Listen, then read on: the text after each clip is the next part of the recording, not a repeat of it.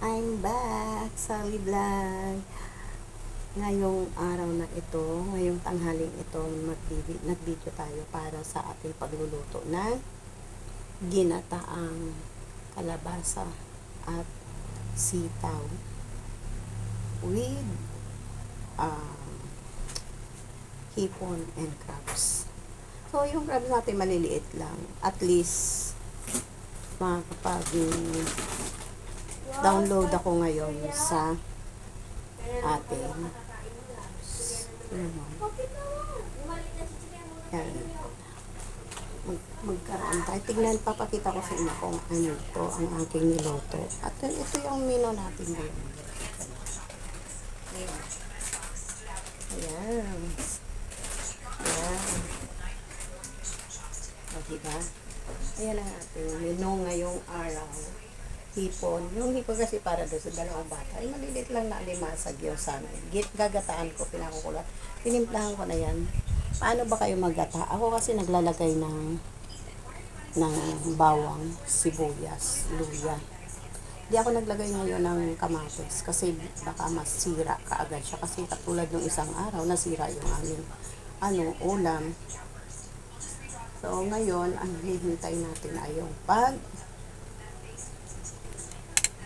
kulo nito at titikman natin para ma-feel natin ang ating niluluto. Guys, ito ay para makapag-download ako sa ating channel kasi parang ilang buwan na wala akong naida-download. I-update naman natin ang ating channel ngayon, guys. Please subscribe Sally Vlog. Alam nyo guys, kahit ano lang doon ang ginagawa ko, madalas nagluluto ako. So, minsan din, kung ano-ano lang, kasi matagal na rin yon. Please subscribe Sally Vlog, guys. So, ito ngayon, nagluluto ako para lang makapag-upload ako ngayon, araw na ito. Try nyo po, bisitahin ang aking YouTube channel, Sally Vlog, Sally Das Vlog.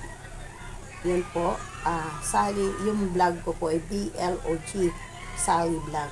So, try natin guys, titignan natin to ang ating niluluto. Kasi, pwede natin baliktarin kasi na siya, nagkukulo na siya guys. Ayan.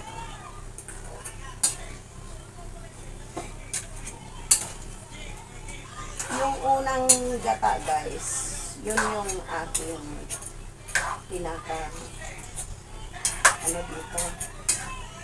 pinakasabaw. Hindi naman kasi pwedeng hindi ko siya sasabawan kasi yung dalawang apo ko nga gusto nun lagi may sabaw. O diba? Puluin muna natin yun dyan siya at saka siya titikman. May konting dahon ako ng alokbati guys. So, thank you very much. Thank you very much for watching guys. So mamaya, pakitignan nyo na lang ang aking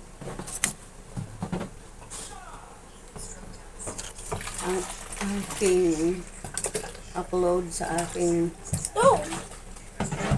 ngayong kusina namin. Alam mo, sirang-sira na talaga. Hindi siya pinturahan dapat ito eh. Ngayon guys, kumukulo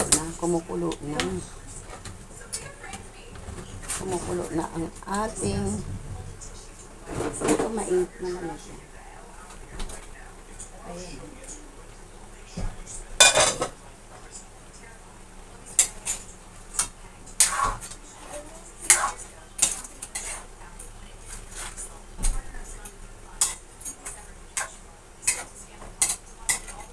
Yan guys, nagkukulo na. Titikman natin kung ano ang lasa.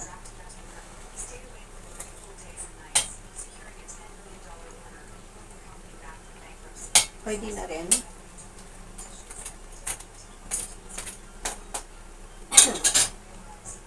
So,